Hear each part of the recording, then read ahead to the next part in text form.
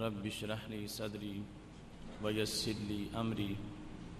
واحلل عقدة من لساني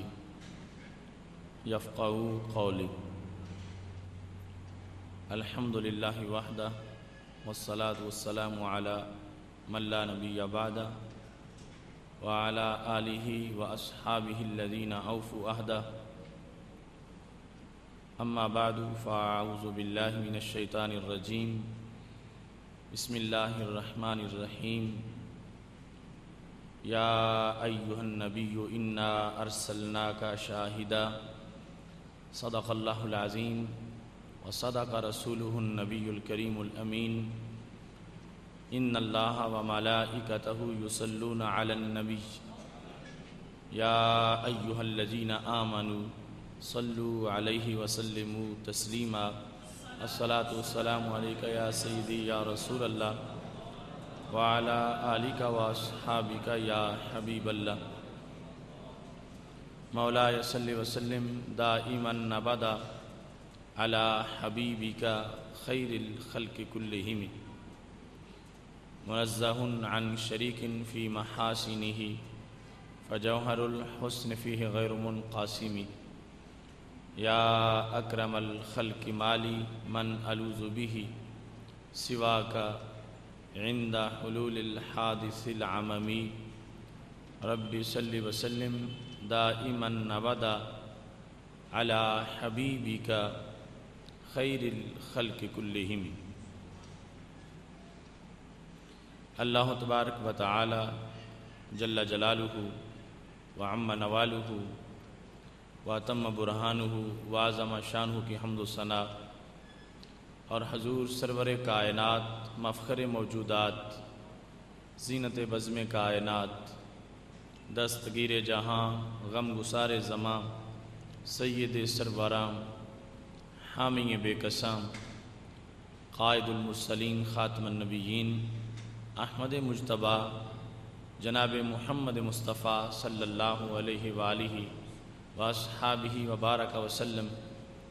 کے دربار گوہر بار میں ہدیہ درود و سلام عرض کرنے کے بعد وارثان منبر و محراب ارباب فکر و دانش نہایت ہی معزز و محتشم حضرات و خواتین، رب ذوالجلال کے فضل اور توفیق سے ہم سب کو ادارہ صراط مستقیم کے زیر اہتمام فہم دین کورس میں شرکت کی سعادت حاصل ہو رہی ہے۔ میری دعا ہے خالق کائنات جل جلالہ ہمارے اس پرنور پروگرام کو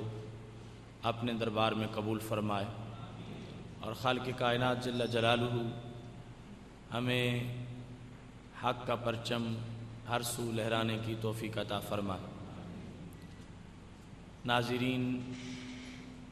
آج ہماری گفتگو کا موضوع ہے رسول اللہ صلی اللہ علیہ وسلم کی جسمانی نفاست۔ میری دعا ہے خالق کائنات جل جلالہ ہم سب کو قرآن و سنت کا فہم عطا فرمائے، اور قرآن و سنت کے ابلاغ و تبلیغ اور اس پر عمل کی توفیق عطا فرمائے۔ اللہ تبارک و تعالی نے ہمارے آقا حضرت محمد مصطفیٰ صلی اللہ علیہ وسلم کو ہمہ جہت عظمتوں سے سرفراز فرمایا، یہاں تک کہ آپ کے پیکر کو خالق کائنات جل جلالہ نے اپنی نشانیوں میں سے ایک بڑی نشانی قرار دیا، اور قرآن مجید برہان رشید میں آپ صلی اللہ علیہ وسلم سے خطاب کرتے ہوئے خالق کائنات جل جلالہ نے ارشاد فرمایا، یا ایھا النبی انا ارسلناک شاہدا، اے نبی صلی اللہ علیہ وسلم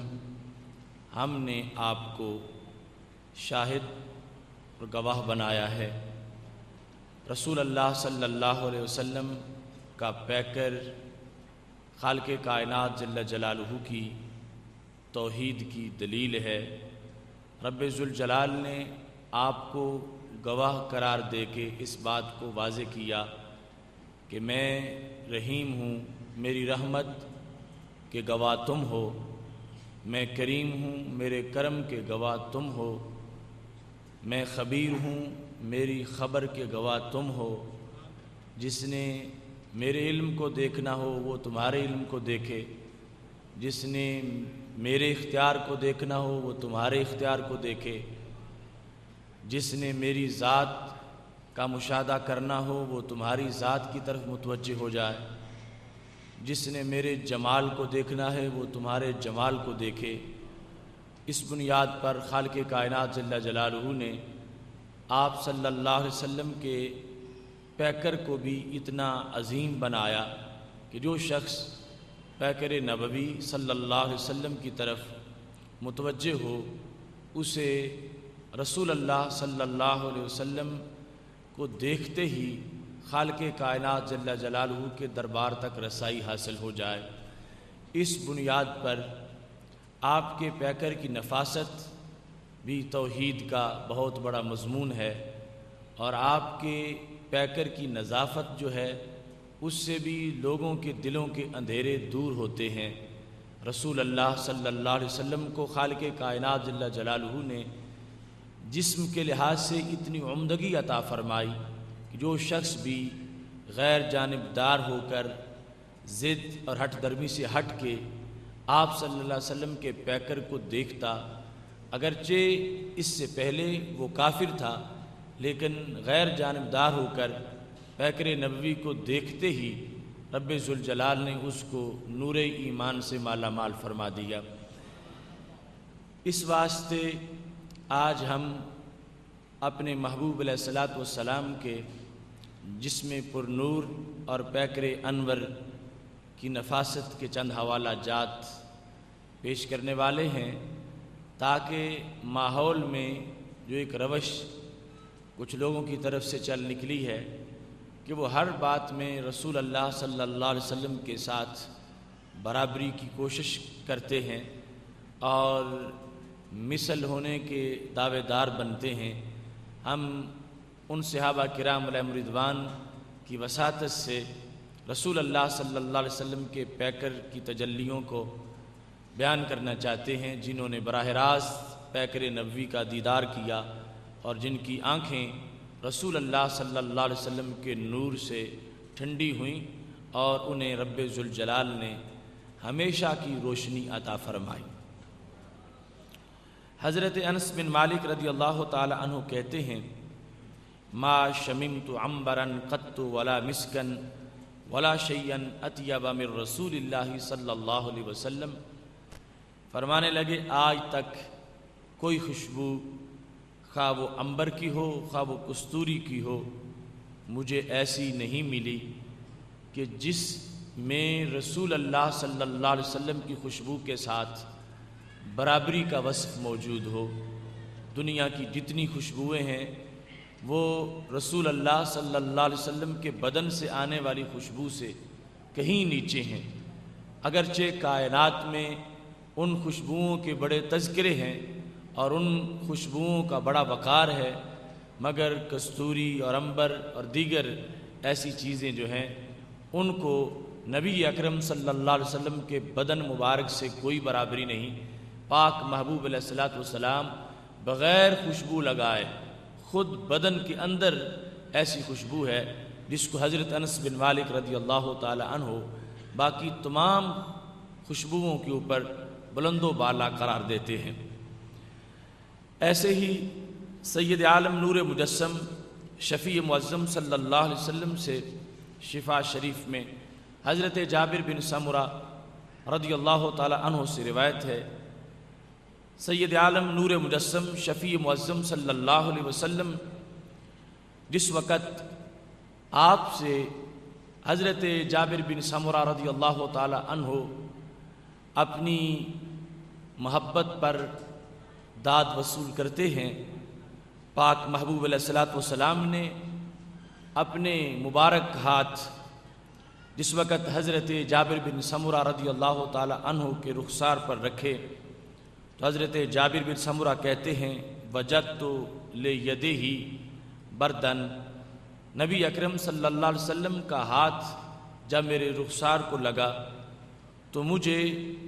ایک ٹھنڈک محسوس ہوئی، وریحن، اور ایک خوشبو میں نے پائی۔ ٹھنڈک کیسی تھی؟ کہتے ہیں فَإِذَا هِيَ أَبْرَدُ مِنَ الثَّلْجِ، لگا کہ جیسے یہ ہاتھ اولوں سے بھی زیادہ سرد ہیں، اور خوشبو ایسی تھی کأنما اخرجها من جونۃ عطار،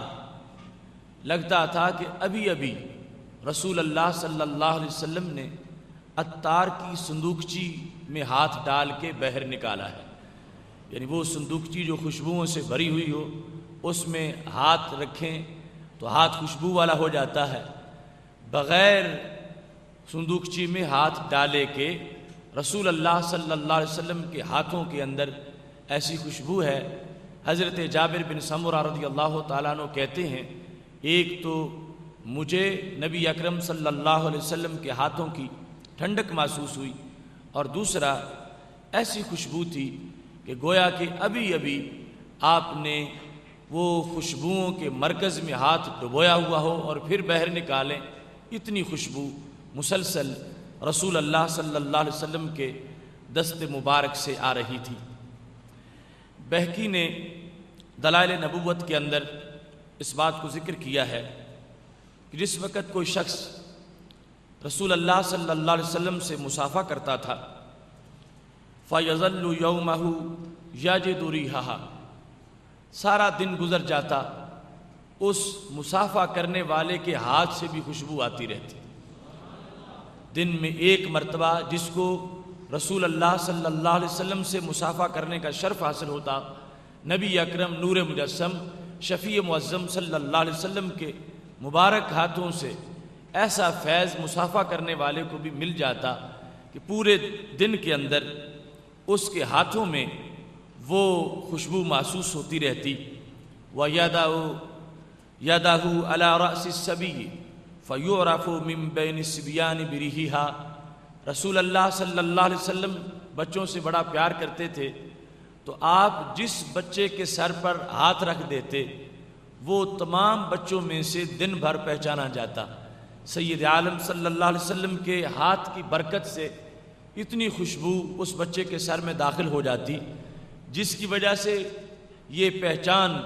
سب کے لیے آسان ہوتی، اور واضح طور پر وہ بچہ نکھرا ہوا محسوس ہوتا کہ جس بچے کے سر کے اوپر سید عالم نور مجسم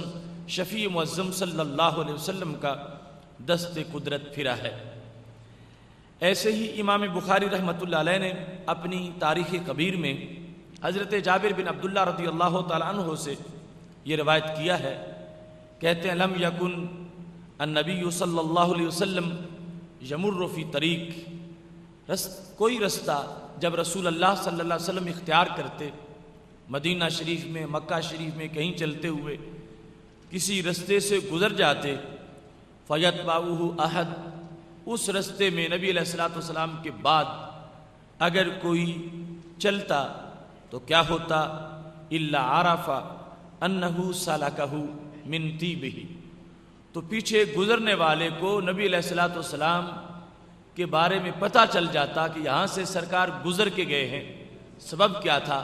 حضرت جابر کہتے ہیں کہ خوشبوؤں سے رستے مہکتے رہتے تھے۔ سید عالم نور مجسم شفیع معظم صلی اللہ علیہ وسلم کا جس طرف گزر ہو جاتا، بعد میں پہچان کے لیے کہ سرکار یہاں سے گزر گئے ہیں، وہ خوشبوئیں بکھر جاتی جو سید عالم نور مجسم شفیع معظم صلی اللہ علیہ وسلم کے گزر جانے کے بعد بھی جس سے راستے مہک رہے ہوتے تھے، اور وہ خوشبوئیں ہمیں صحابہ کہتے ہیں ہمارے آقا صلی اللہ علیہ وسلم کی خبر دینے والی تھی۔ حضرت انس رضی اللہ تعالیٰ عنہ کہتے ہیں کننا نعرف رسول اللہ صلی اللہ علیہ وسلم اذا اقبل بطیب ریح، اگر نبی اکرم نور مجسم شفیع معظم صلی اللہ علیہ وسلم کسی سفر سے واپس مدینہ شریف پہنچتے یا کسی مقام سے چل کر وہاں پہنچ رہے ہیں جہاں صحابہ موجود ہیں، صحابہ کہتے ہیں ہمیں نبی اکرم صلی اللہ علیہ وسلم کی آمد کا پتہ سرکار کی خوشبو سے چل جاتا۔ پاک محبوب علیہ الصلوۃ والسلام ابھی دور ہوتے لیکن خوشبوؤں سے ماحول معطر ہو جاتا، اور جوں جوں خوشبو میں تیزی محسوس ہوتی ہمیں یقین ہو جاتا کہ رسول اللہ صلی اللہ علیہ وسلم سفر سے واپس تشریف لے آئے ہیں، اور نبی اکرم نور مجسم شفیع معظم صلی اللہ علیہ وسلم ہماری طرف تشریف لا رہے ہیں۔ یہ وہ عظیم گواہیاں ہیں جن کو دیکھ کر سن کر یہ پتہ چلتا ہے کہ نبی اکرم نور مجسم شفیع معظم صلی اللہ علیہ وسلم کو خالق کائنات جل جلالہ نے جسمانی طور پر ایک کیسی نفاست اور نظافت عطا فرمائی ہے۔ وہ روحانی نور اور وہ ہدایت اور رسول اللہ صلی اللہ علیہ وسلم کی تعلیمات کی جو خوشبو ہے وہ تو ایک اپنی جگہ ایک طے شدہ حقیقت ہے، لیکن یہ جسم کے لحاظ سے جو ایک عظمت ہے اور جس کو آج بیان کرنے کی شدید ضرورت ہے کہ نبی اکرم نور مجسم شفیع معظم صلی اللہ علیہ وسلم اپنی ہدایت اور نور معنوی کے لحاظ سے ہی عظیم نہیں ہیں بلکہ اپنے جسمانی نور کے لحاظ سے بھی عظیم ہیں، اور آپ کا جسم اس طرح کا ہے، پیکر اتنا عمدہ ہے کہ صحابہ کرام علیہم رضوان اس بات پر گواہیاں دے رہے ہیں کہ وہ پیکر جدھر سے گزر جائے گزرنے کے بعد بھی خوشبو آتی ہے، اور جہاں سے گزر نہ ہو گزرنے سے پہلے خوشبو وہاں پہنچ جاتی ہے۔ وہ خوشبوئیں جو نبی اکرم نور مجسم شفیع معظم صلی اللہ علیہ وسلم کے ساتھ ہمہ وقت رہتی ہیں، ان خوشبوؤں کی وجہ سے جو خود بدن ہی سے پیدا ہونے والی ہیں، دنیا کی کسی مصنوعی خوشبو کی بات نہیں ہو رہی، وہ پیکر نبوی سے خود بخود آنے والی خوشبو ایسی ہے جس سے لوگوں کے یقین محکم ہے، اور صحابہ کرام علیہم رضوان ہر لمحہ ان عظمتوں پر اپنی طرف سے ایمان کی گواہی دیتے ہیں۔ ایسے ہی سید عالم نور مجسم شفیع معظم صلی اللہ علیہ وسلم کے بارے میں صحابہ کرام علیہم رضوان کے نفاست کے وہ بیان ہیں جن کو ہم دیگر مختلف طرق سے سمجھ سکتے ہیں۔ مثال کے طور پر پیکر نبوی جو کہ نور ہے، اور پھر نور بھی عام سا نہیں، خاص قسم کا نور ہے، جس طرح مصنف عبد الرزاق میں حضرت عبداللہ بن عمر رضی اللہ تعالیٰ عنہ سے یہ مروی ہے، اور زہری عن سالم عن عبداللہ بن عمر اس سند سے جو اصح الاسانید میں سے ہے یہ بات ثابت ہے کہ حضرت عبداللہ بن عمر رضی اللہ تعالیٰ عنہ کہتے ہیں رأیت رسول اللہ صلی اللہ علیہ وسلم بعینی ہاتین، میں نے اپنی ان دو آنکھوں سے اپنے نبی صلی اللہ علیہ وسلم کو دیکھا، کان نورا، آپ نور تھے، کان نورن کلہ، سر کی چوٹی سے لے کر قدم کے ناخن تک نور تھے، بل نورم من نور اللہ، آپ کوئی عام سا نور نہیں تھے بلکہ اللہ کے نور سے نور تھے۔ یہ پیکر کی نظافت اور نفاست کو سمجھنے کے لیے اس بات کو پیش نظر رکھنا ہے کہ ہم ابھی مزید جن دلائل کی طرف بڑھ رہے ہیں ان باتوں سے، ان احادیث اور آثار سے بھی یہ واضح ہوگا کہ واقعی یہ جسم اس کے لائق ہے کہ رب ذوالجلال قرآن میں ان کو برہان کہہ دے، اور قرآن میں رب ذوالجلال ان کو اسم سے تعبیر کرے، اور قرآن میں رب ذوالجلال ان کو شاہد سے تعبیر کرے۔ یہ لائق ہے بدن اس کے، اس واسطے کہ خالق کائنات جل جلالہ نے جس نور سے آپ کی تخلیق کی ہے وہ کائنات میں ایک منفرد نور ہے، جس کو حضرت عبداللہ بن عمر رضی اللہ تعالیٰ عنہ نے نور من نور اللہ سے تعبیر کرتے ہوئے واضح کیا۔ اگرچہ باقی بھی بہت سی چیزوں پر لفظ نور قرآن مجید میں موجود ہے، مگر ہمارے آقا صلی اللہ علیہ وسلم کو خالق کائنات نے منفرد قسم کی نورانیت عطا فرمائی، جس کی وجہ سے ایسی نفاست، ایسی نظافت اور ایسی لطافت بدن نبوی میں موجود تھی، اور آج تک وہ چمک موجود ہے جس کی وجہ سے اندھیرے دور ہوتے ہیں اور صبح دل کے اندر خالق کائنات کے نور کا چراغاں ہو جاتا ہے۔ اس سلسلہ میں اگر محبوب علیہ السلام کے بدن مبارک کے پسینے کی بات کی جائے تو حضرت انس رضی اللہ تعالیٰ عنہ کہتے ہیں کہ نبی اکرم صلی اللہ علیہ وسلم حضرت ام سلیم رضی اللہ تعالیٰ عنہا کے گھر میں قیلولہ فرماتے تھے، دوپہر کا آرام وہاں پہ کرتے تھے، فباسط لہ نتعن، تو حضرت انس بن مالک رضی اللہ تعالیٰ عنہ کہتے ہیں نبی اکرم صلی اللہ علیہ وسلم کے آرام کا معمول تھا دوپہر کا، فتبسط لہو نتن، تو حضرت ام سلیم رضی اللہ تعالی عنہا چمڑے کا بستر یعنی چمڑے کی چٹائی رسول اللہ صلی اللہ علیہ وسلم کے لیے بچھا دیتی تھیں۔ وکانہ کثیر العرق، رسول اللہ صلی اللہ علیہ وسلم کو بہت پسینہ آتا تھا۔ فکانت تجمع عرقہ فتجعلہ فی الطیب والقواریر، تو حضرت ام سلیم رضی اللہ تعالی عنہا لکڑی کے ساتھ پسینہ اکٹھا کر لیتی تھیں اور اس کو اپنی خوشبو میں ڈالتی تھی اور اس کو شیشی میں بند کرتی تھیں۔ رسول اللہ صلی اللہ علیہ وسلم نے دیکھ لیا، فرمایا یا ام سلیم ما ھذا، ام سلیم یہ کیا کر رہی ہو؟ یعنی رسول اللہ صلی اللہ علیہ وسلم کے بازوؤں سے اس طرح جب انہوں نے ایک تنکے سے اکٹھا کیا پسینہ اور اس کو شیشی میں ڈال لیا، نبی اکرم صلی اللہ علیہ وسلم نے پوچھا تو کہنے لگیں عرق کا ادوف بھی طیبی، یا رسول اللہ صلی اللہ علیہ وسلم یہ آپ کا پسینہ مبارک ہے اور اس پسینے کو میں اپنی خوشبو میں رکھتی ہوں۔ اور دوسری روایت میں یہ ہے، کہنے لگیں نرجو برکتہ لصبیاننا، ہم اپنے بچوں کو برکت کے طور پر یہ پسینہ لگاتے ہیں، اس کی خوشبو ان میں منتقل ہو جاتی ہے۔ سید عالم نور مجسم شفیع معظم صلی اللہ علیہ وسلم نے حضرت ام سلیم رضی اللہ تعالی عنہا کا یہ عقیدہ اور یہ عمل ملاحظہ کیا ہے۔ صحیح مسلم شریف میں یہ تذکرہ موجود ہے، نبی اکرم صلی اللہ علیہ وسلم ناراض نہیں ہوئے، بلکہ جو بدن کی ایک نفاست سے لوگوں کے صحابہ کے تبرک حاصل کرنے کا عقیدہ تھا، ہمارے آقا صلی اللہ علیہ وسلم نے اس کی تصدیق بھی فرما دی ہے اور اپنی طرف سے اس کی تائید بھی فرمائی ہے۔ اسی سلسلہ میں امام سیوطی رحمۃ اللہ علیہ نے اپنی کتاب کے اندر الخصائص کبریٰ میں یہ تفصیل سے لکھا ہے۔ حضرت ابو ہریرہ رضی اللہ تعالیٰ عنہ کہتے ہیں جاء رجل الی النبی صلی اللہ علیہ وسلم، ایک شخص جو صحابی تھے رسول اللہ صلی اللہ علیہ وسلم کے پاس آ گئے، فقال یا رسول اللہ صلی اللہ علیہ وسلم انی زوجت ابنتی، اللہ کے نبی صلی اللہ علیہ وسلم میں نے اپنی بچی کی شادی کی ہے، وَأُحِبُّ أَن تُعِینَنِی، میں یہ چاہتا ہوں کہ آپ میرے ساتھ کوئی تعاون کر دیں، بچی کی شادی میں آپ میرے ساتھ تعاون کر دیں۔ جس وقت سائل نے یہ سوال کیا تو نبی اکرم صلی اللہ علیہ وسلم نے فرمایا ایتنی بقارورہ، ایک شیشی لے آؤ، واسعۃ الرأس، جس کا سر کھلا ہو، کھلے سر والی کھلے منہ والی شیشی لے کے میرے پاس آ جاؤ، اور ساتھ چھوٹی سی لکڑی بھی لے آؤ۔ جس وقت وہ صحابی چھوٹی سی لکڑی اور شیشی لے کے پہنچے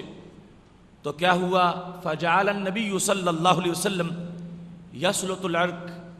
نبی اکرم صلی اللہ علیہ وسلم نے خود اس لکڑی کے ساتھ سے اس طرح اپنی کلائیوں سے پسینہ صاف کیا، اور حتم طلعت القارورہ، یہاں تک کہ وہ شیشی پسینے سے بھر گئی۔ اس کے بعد نبی اکرم صلی اللہ علیہ وسلم نے وہ شیشی اپنے صحابی کو دی، کہا تطیب بہ، آپ کی بیٹی یہ خوشبو استعمال کرے، یہ میری طرف سے شادی کے موقع پر تمہیں تحفہ دیا جا رہا ہے۔ فکانت اذا تطیبت بہ، حضرت سیدنا ابو ہریرہ رضی اللہ تعالی عنہ کہتے ہیں جب وہ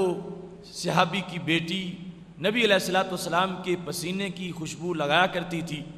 یشم اہل المدینہ رائحۃ ذلک الطیب، تو پورے مدینہ شریف میں وہ خوشبو پھیل جاتی تھی۔ یعنی سید عالم نور مجسم شفیع معظم صلی اللہ علیہ وسلم نے وہ بطور خوشبو پسینہ جس وقت دیا اور شیشی میں بند ہے، جس وقت بھی وہ صحابی کی بیٹی ان کو استعمال کرتی ہیں، یشم اہل المدینہ رائحۃ ذلک الطیب، اس خوشبو کی مہک پورے مدینہ شریف کے لوگوں کو محسوس ہوتی تھی۔ کہتے ہیں فسموا بیت المطیبین، اس بنیاد پر اس گھر میں جہاں وہ خوشبو لگانے والی بیٹی رہتی تھی اس گھر کا نام ہی خوشبو والا گھر پڑ گیا، اور ان لوگوں کو خوشبو والے لوگ کہا گیا۔ خوشبو والے لوگ، یہ سید عالم نور مجسم شفیع معظم صلی اللہ علیہ وسلم کے پسینہ مبارک کے اندر ایسی تجلی ہے، ایسا نور ہے، اور اس کے اندر ایسی چاندنی ہے کہ جس کی وجہ سے آگے فیض بڑھتا ہے، عام ہوتا ہے۔ جس کو دیا گیا اس کے لیے ہمیشہ کے لیے وہ ایک نور اور روشنی بن گیا، اور اس کی وجہ سے سید عالم نور مجسم شفیع معظم صلی اللہ علیہ وسلم نے اتنا نوازا ہے مختلف حضرات کو، جو محبوب علیہ الصلوۃ والسلام سے اس فیض کا بھی سوال کرتا رہا، محبوب علیہ الصلوۃ والسلام نے اس کی ہر جہت میں اس کو مالا مال فرمایا ہے۔ ایسے ہی سید عالم نور مجسم شفیع معظم صلی اللہ علیہ وسلم کا پسینہ مبارک جو تھا، اس کے اندر چمک اور روشنی بھی بدن کی نفاست کو ظاہر کرتی ہے۔ سید عائشہ صدیقہ رضی اللہ تعالی عنہ کہتی ہیں، میں گھر میں موجود تھی، رسول اللہ صلی اللہ علیہ وسلم اپنے ہاتھ مبارک سے اپنا جوتا صحیح فرما رہے تھے، تو اسی دوران آپ کی پیشانی پر پسینہ آ گیا، اور پسینہ کس طرح کا تھا؟ کہتی ہیں وَكَانَ عَرْقُهُ يَتَوَلَّدُ نُورًا، پسینہ نور کا تھا۔ رسول اللہ صلی اللہ علیہ وسلم کے نوری پیکر پر پسینہ بھی نور کا تھا۔ آب زر بنتا ہے عارض پہ پسینہ نور کا، مصحف اعجاز پہ چڑھتا ہے سونا نور کا۔ اعلی حضرت فاضل بریلوی رحمۃ اللہ علیہ کہتے ہیں کہ ہمارے محبوب علیہ الصلوۃ والسلام کہ رخسار پر جو پسینہ ہوتا ہے، اس پسینے کی بھی ایک عام حیثیت نہیں بلکہ خاص حیثیت ہے۔ کہتے ہیں جس طرح قرآن مجید ہو اور نور کے سونے کی وہاں پہ ملمہ کاری کر دی گئی ہو، ایسے ہی محبوب علیہ الصلوۃ والسلام کہ رخ انور پر جب پسینہ آتا ہے تو وہ پسینہ معمولی چیز نہیں ہے، اتنا عظیم ہے کہ ام المومنین بھی اسے نور کہہ کے پکارتی ہیں، اور سارے عشاق اس کو نور کہہ کے پکارتے ہیں۔ لہٰذا نفاست نبوی کا یہ ظہور ہے۔ باقی ابدان، ان سے جس وقت پسینہ آ جائے بدن پر تو تعفن پھیلتا ہے، اور اس میں ایک بو لوگوں کو بلکہ بھاری سی ایک ہمک لوگوں کو آنا شروع ہو جاتی ہے، مگر یہ ہمارے محبوب علیہ الصلوۃ والسلام کے بدن کی نفاست ہے کہ یہاں پر اگر پسینہ بھی آیا ہے تو پسینہ بھی مرکز کمالات بنا ہوا ہے، پسینہ بھی خوشبوؤں کی وجہ سے لوگوں کو معطر کر رہا ہے اور دنیا کو بتا رہا ہے کہ رب ذوالجلال نے ہمارے نبی علیہ السلام کے جسم کی ہر حیثیت کو بھی عظمتوں سے مالا مال فرمایا ہے۔ ایسے ہی سید عالم نور مجسم شفیع معظم صلی اللہ علیہ وسلم کے بدن مبارک سے جب پسینہ جدا ہوا، اور بالخصوص بغلوں کا پسینہ، آپ سمجھتے ہیں کہ اس کی عام لوگوں کے اندر کیا حیثیت ہوتی ہے اور وہ باعث نفرت ہے، لیکن سید عالم نور مجسم شفیع معظم صلی اللہ علیہ وسلم کے بغل مبارک کا بھی پسینہ اگر کسی کو میسر آیا ہے تو اس کے ایمان نے بھی یہ گواہی دی ہے کہ دنیا میں کہیں ایسی خوشبو نہیں جو خوشبو رب ذوالجلال نے ہمارے آقا صلی اللہ علیہ وسلم کے بغل کے پسینے کو بھی عطا فرمائی ہے۔ خصائص کبریٰ میں موجود ہے ایک صحابی جو چھوٹی عمر میں تھے کہ جب حضرت ماعز رضی اللہ تعالی عنہ کو رجم کیا گیا، ان کو باہر میدان میں اس غلطی کی وجہ سے جو ان سے ہو گئی تھی جب رجم کیا گیا، تو یہ صحابی کہتے میں اپنے ابا جی کے ساتھ تھا، جب پتھر لگے حضرت ماعز کو تو تو میں بڑا مرعوب ہو گیا، میں ڈر گیا اس منظر کو دیکھ کر۔ جب میں ڈرا فَدَمَّنِ النَّبِيُّ صلی اللہ علیہ وسلم، تو نبی علیہ الصلوۃ والسلام نے مجھے اپنے ساتھ لگا لیا۔ مجھے جب ڈر آیا رجم کی سزا کو دیکھ کر، رسول اللہ صلی اللہ علیہ وسلم نے مجھے اپنے بدن کے ساتھ اپنے پیٹ کے ساتھ لگا لیا اور میں نبی اکرم صلی اللہ علیہ وسلم کے ساتھ چمٹ گیا۔ کہتے ہیں فَسَالَ عَلَيَّ مِنْ عَرْقِ إِبْتِهِ، رسول اللہ صلی اللہ علیہ وسلم کی بغل مبارک کا پسینہ اسی دوران مجھ پہ گرا۔ چونکہ میں چھوٹا تھا، نبی علیہ الصلوۃ والسلام نے میرے ڈر جانے کی وجہ سے جو وہ منظر سامنے تھا رجم والا، مجھے اپنے ساتھ لگا لیا، اور اسی دوران نبی اکرم صلی اللہ علیہ وسلم کی بغل مبارک سے پسینہ جب مجھ پہ گرا، کہتے ہیں بمثل ریح المسک، اس سے بھی کستوری جیسی خوشبو آ رہی تھی۔ پاک محبوب علیہ الصلوۃ والسلام کے بدن کی نفاست اور سید عالم نور مجسم شفیع معظم صلی اللہ علیہ وسلم کے بدن کی نظافت کا یہ انداز پسینے کے لحاظ سے تم نے ملاحظہ کیا۔ باقی لوگوں کے اندر یہ ایک ایسی چیز ہے جو باعث نفرت ہے، مگر نبی علیہ الصلوۃ والسلام کا جو نوری پیکر ہے اس کے نوری انداز ہیں، لہٰذا ہر انداز اتنا نرالا ہے کہ پاک محبوب علیہ الصلوۃ والسلام نے جس جہت سے بھی کسی کو نسبت عطا کی ہے، اللہ کے فضل سے اسی نسبت میں وہ چیز مالا مال ہو گئی ہے۔ ایسے ہی معاملہ ہے لعاب دہن کا۔ جس وقت پیکر نوری ہے تو لعاب دہن بھی ایک مثالی حیثیت کا ہے۔ تفصیل میں تو آپ نے پہلے یہ سن رکھا ہے کہ حضرت عروہ بن مسعود رضی اللہ تعالیٰ عنہ جس وقت حدیبیہ میں آئے تھے، عروہ بن مسعود مشرک تھے، آئے تھے تو صحابہ کرام علیہم رضوان کا یہ انداز دیکھا تھا، کہتے ہیں ما تنخم النبی نخامتا الا واقعت فی کف رجل منہم فدلک بہا وجہہ وجلدہ، کہتے ہیں کہ جب بھی حضرت محمد مصطفیٰ صلی اللہ علیہ وسلم اپنے ہونٹوں سے لعاب دہن جدا کرتے تھے، ان کے صحابہ زمین پہ نہیں گرنے دیتے تھے اور ماتھوں پہ لگاتے تھے۔ یہ بات قریش مکہ نے سنی تو وہ بڑے متعجب ہوئے، اور عروہ بن مسعود خود اس بات پر بڑے متعجب ہو کے کہنے لگے کیسر کسرا اور نجاشی کے دربار میں مجھے وہ چمک نہیں نظر آئی جو حدیبیہ میں نظر آئی ہے، اور وہ یہ ہے کہ محبوب علیہ الصلوۃ والسلام کے جسم کی ایسی نظافت اور نفاست ہے کہ اگر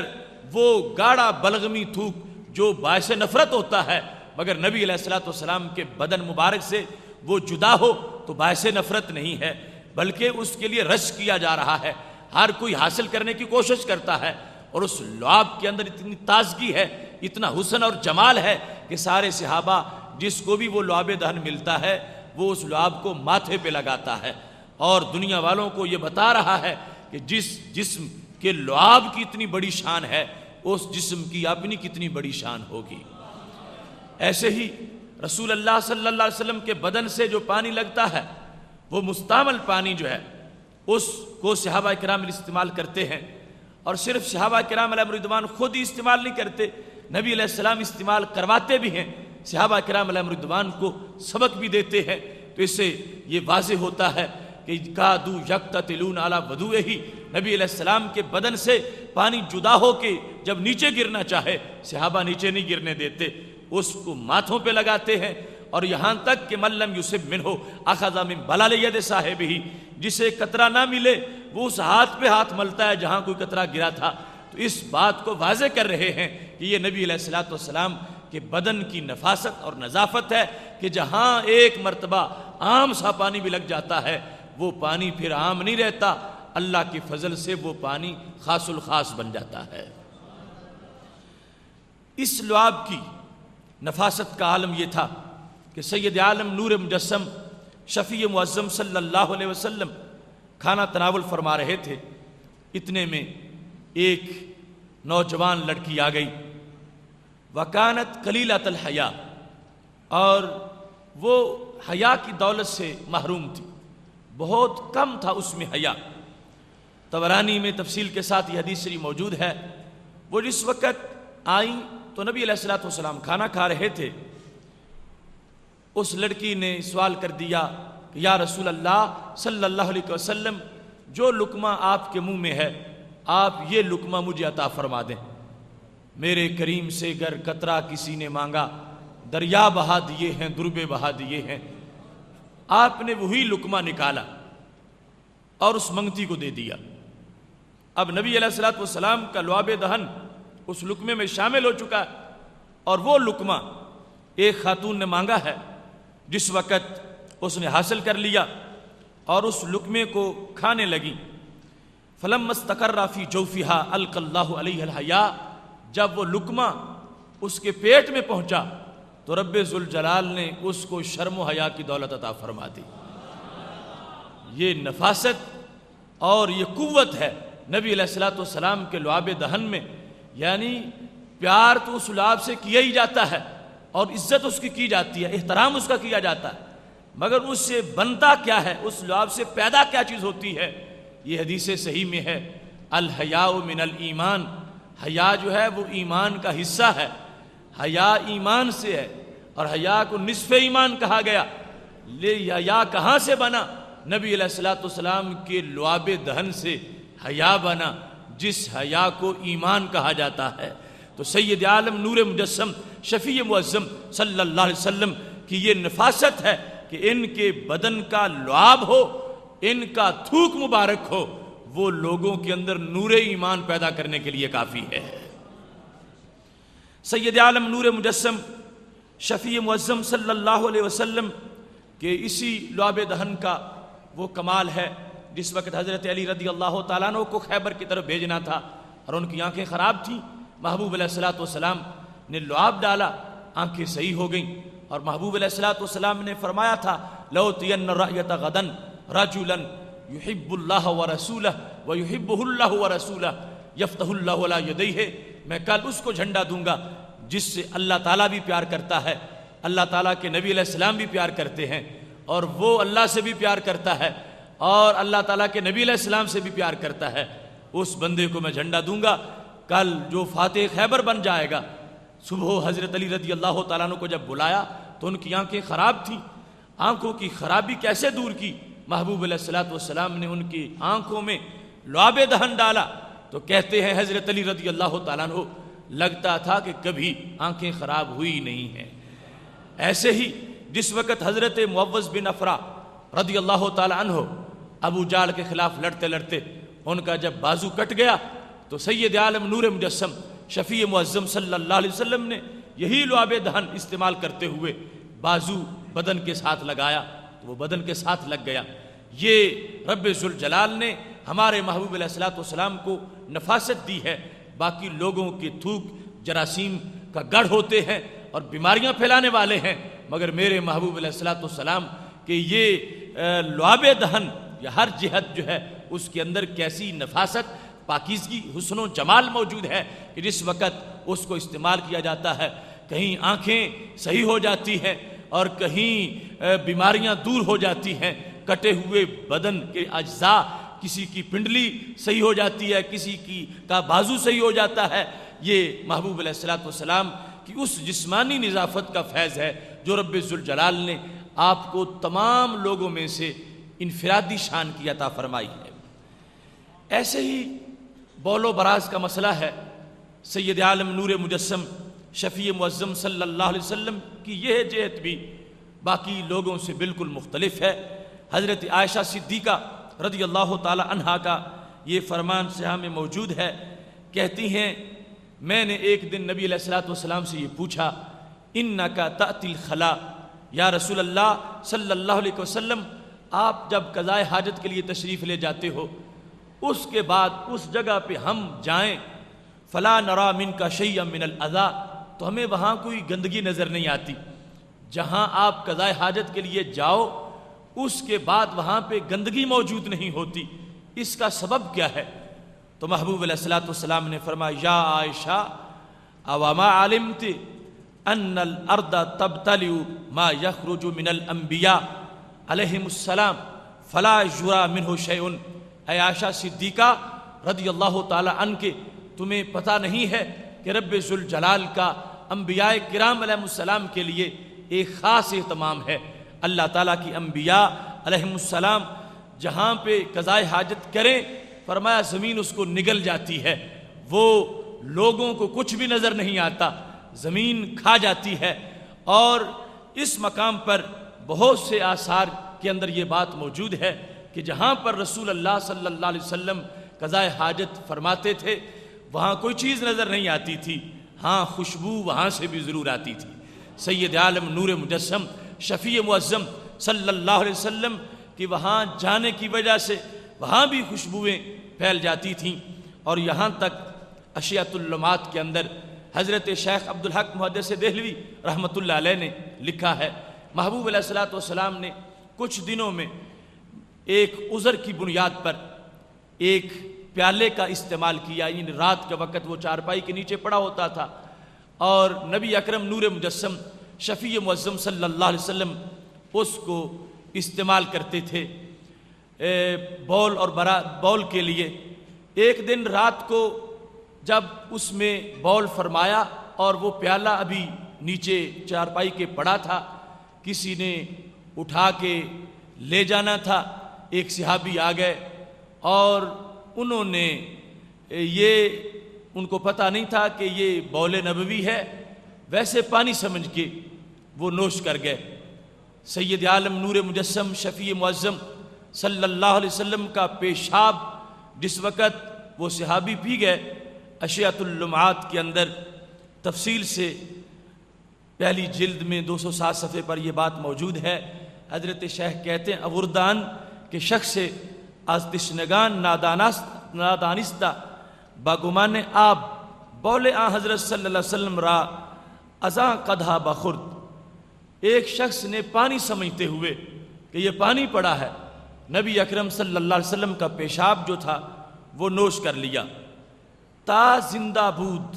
بوئے خوش از اندام و یافتہ می شود، جب تک وہ بندہ زندہ رہا جدھر سے گزرتا تھا اس سے خوشبو آتی تھی۔ یعنی سید عالم نور مجسم شفیع معظم صلی اللہ علیہ وسلم کا بول جس نے نہ جانتے ہوئے پی لیا، سید عالم نور مجسم شفیع معظم صلی اللہ علیہ وسلم کے فضلات کا یہ عالم ہے کہ اس شخص نے جس وقت وہ پانی سمجھ کے پیشاب پی لیا، جب تک زندہ رہا اس کے بدن کی کیفیت بتاتی رہی کہ اس میں نبی علیہ الصلوۃ والسلام کے جسم سے نکلنے والے پیشاب کی خوشبو موجود ہے، اور صرف اس تک محدود نہیں رہی۔ حضرت شیخ نے لکھا اور دیگر بہت سی کتابوں میں موجود ہے، با چند پشت در اولادی و نیز موجود بود، اس کی اولاد میں نسل در نسل یہ خوشبو آتی رہی، چند پشتوں تک وہ خوشبو باقی رہی۔ یعنی جس نے پیشاب پیا تھا اس سے بھی خوشبو آئی، اس کے بیٹوں سے بھی خوشبو آتی تھی، اس کے پوتوں سے بھی پڑپوتوں سے بھی خوشبو آتی تھی کہ یہ وہ بندہ ہے کہ جس کو سید عالم نور مجسم شفیع معظم صلی اللہ علیہ وسلم کے فضلات سے تعلق کی ایک نسبت حاصل ہو گئی ہے۔ نہ جانتے ہوئے وہ پی گیا تھا مگر اس سے بھی اس کو فائدہ پہنچا ہے۔ اب سوچئے جن کے فضلات کے اندر اتنی خوشبو ہو ان کے پیکر میں کتنی بڑی خوشبو ہوگی، اور کیسی نفاست ہے ان کے پیکر کی کہ رب ذوالجلال نے اتنی عمدگی بنائی ہے کہ کسی لحاظ سے بھی کسی طرح کوئی معجوب صورتحال سامنے نہ ہو۔ اب یہاں پر وہ خوشبو اس پینے والے کی اولاد کے اندر نسل در نسل چلتی رہی اور نبی علیہ الصلوۃ والسلام کی نفاست کا اعلان ہوتا رہا۔ سید عالم نور مجسم شفیع معظم صلی اللہ علیہ وسلم کا یہ انداز زندگی میں اور وفات کے وقت بھی بدستور قائم رہا۔ حضرت علی رضی اللہ تعالیٰ عنہ کہتے ہیں غسلت النبی صلی اللہ علیہ وسلم، میں نے جب رسول اللہ صلی اللہ علیہ وسلم کے وصال کے بعد اپنے محبوب علیہ الصلوۃ والسلام کو غسل دیا، فصحبت انظر ما یکون من المیت فلم اجد شیئا، کہتے ہیں میں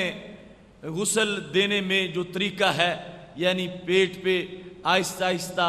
ہاتھ مارا جاتا ہے پیچھے سے اٹھا کے تاکہ اندر کوئی ایسی چیز ہو تو وہ نکل جائے اور اس کو دھو دیا جائے تاکہ بعد میں کفن خراب نہ ہو، عام لوگوں کے لیے یہ غسل کے اندر دستور ہے۔ حضرت علی رضی اللہ تعالیٰ عنہ کہتے ہیں میں تھوڑی تھوڑی دیر کے بعد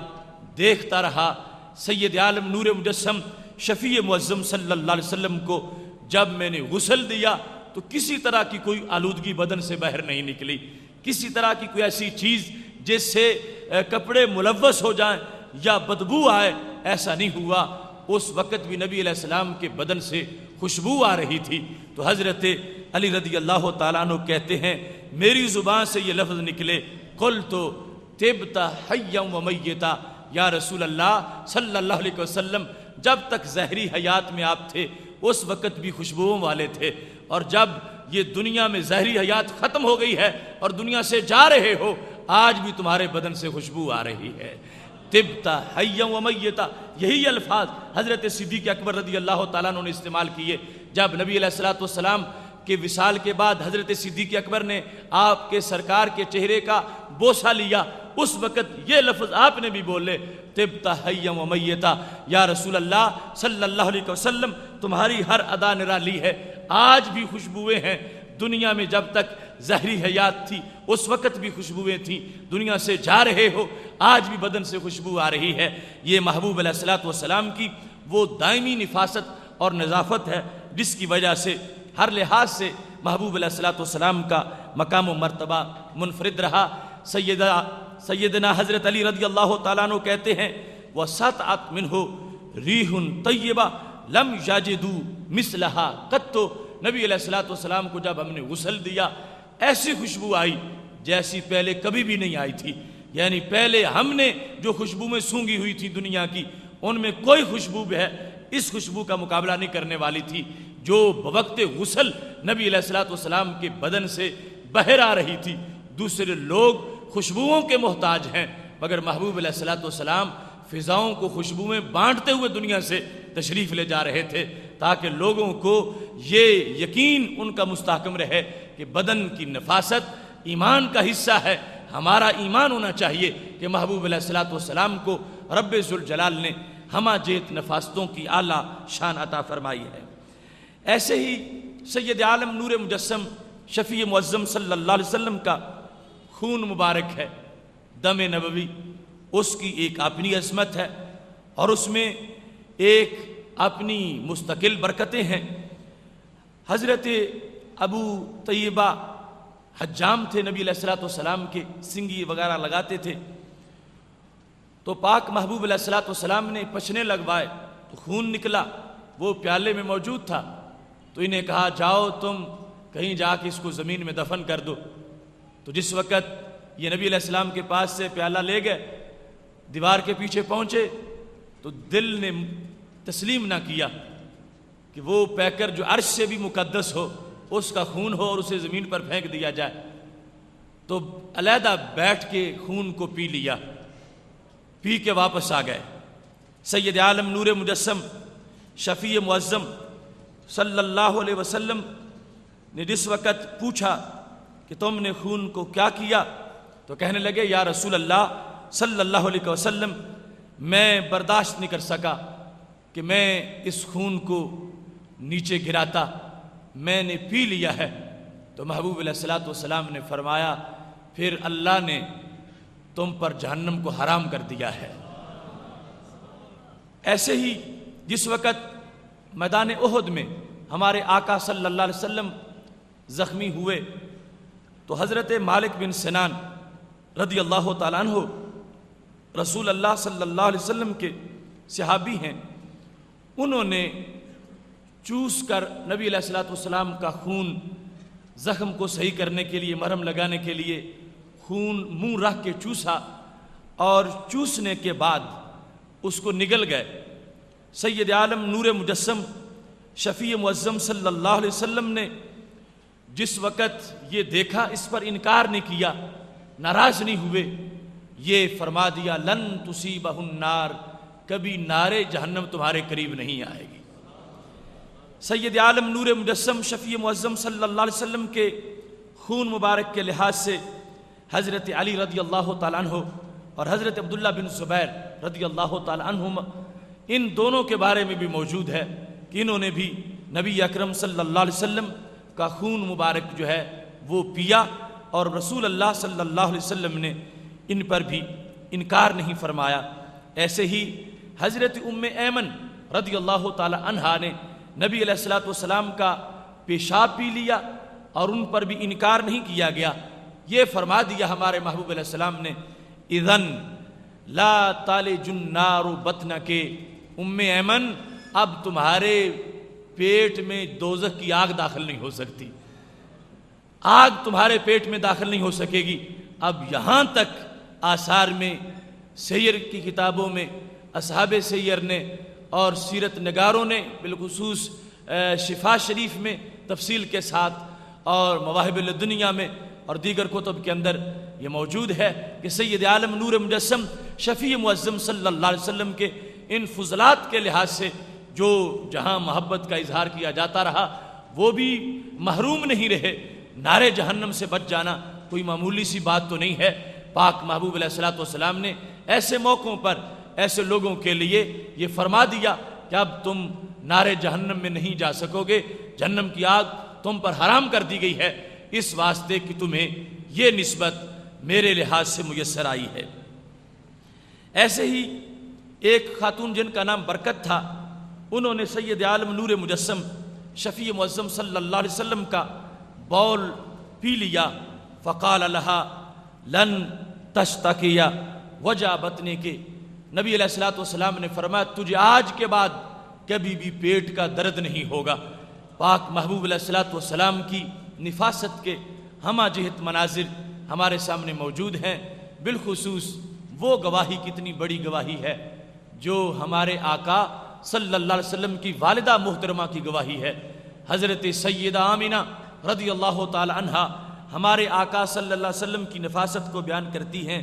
کہنے لگیں ولدتہ نزیفا ما بہ قذر، لوگوں یاد رکھو میں نے جس وقت اپنے بیٹے کو جنم دیا ہے تو ان کے بدن پر کسی طرح کی کوئی آلودگی ساتھ نہیں آئی۔ جس وقت بچہ پیدا ہوتا ہے اس وقت اس کو پھر غسل دیا جاتا ہے اور پھر جا کے بدن صاف ہوتا ہے، آلودگی ہٹائی جاتی ہے، اور بہت سی ایسی چیزیں ہوتی ہیں جن کو دور کرنا ضروری ہوتا ہے، مگر سیدہ آمینہ رضی اللہ تعالی عنہا حضرت محمد مصطفیٰ صلی اللہ علیہ وسلم کی ولادت کے وقت سے ہی جو نفاست رب کی دی ہوئی ہے اور اللہ کی طرف سے جو طہارت اور نظافت اس بدن کو دی گئی ہے اس پر خود گواہی دے رہی ہیں، کہتی ہیں میں نے جس وقت جنم دیا ان کو، ان کا بدن اس وقت ایسا دھلا ہوا تھا کہ کوئی کسی طرح کی کوئی آلودگی بدن مبارک پر موجود نہیں تھی، کسی طرح کی کوئی ایسی چیز کہ جس کو معاذ اللہ عیب کہا جا سکے اس کا نام تک بھی بدن پہ نہیں تھا۔ یہ رب ذوالجلال کو منظور تھا کہ محبوب علیہ الصلوۃ والسلام پیدا ہوں اور اسی حالت میں کہ کوئی آنکھ پڑے تو پڑھنے کے بعد یہ نہ نگاہ کہے کہ ابھی یہ ضرورت تھی اس کو یوں کر لیا جاتا تو پھر صاف ہو جاتے۔ ایک لمحہ بھی رب ذوالجلال کسی کو موقع نہیں دینا چاہتا تھا کہ میرے محبوب علیہ السلام کی والدہ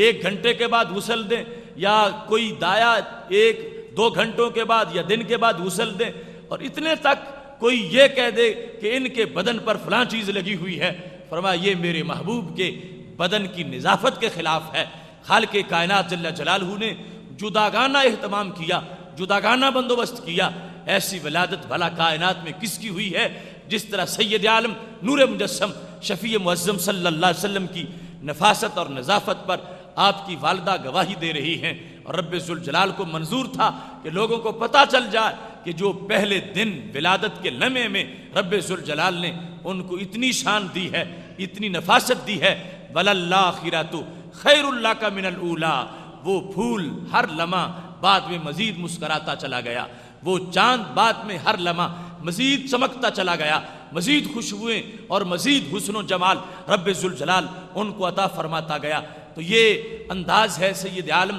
نور مجسم شفیع معظم صلی اللہ علیہ وسلم کی جسمانی نفاست اور نظافت کا، اور اسی کا ایک حصہ ہے کہ رب ذوالجلال نے آپ کے پیکر کو اپنی تخلیق کا شاہکار بنایا، اور یہ رب ذوالجلال کی قدرتوں کا مظہر عتم ہے۔ خالق کائنات جل جلالہ نے مطلقاً انسان کو احسن تقویم کہا ہے، سب سے خوبصورت چیز انسان ہے، مگر تمام انسانوں میں سے رب ذوالجلال نے جن کو سب سے زیادہ حسن دیا وہ ہمارے آقا حضرت محمد مصطفیٰ صلی اللہ علیہ وسلم ہیں۔ یہ بھی نفاست کا ایک حصہ ہے کہ سیرت نگار کہتے ہیں اللہ تعالیٰ نے جتنے موزوں اور خوبصورت اعضاء ہمارے نبی علیہ السلام کو دیے ہیں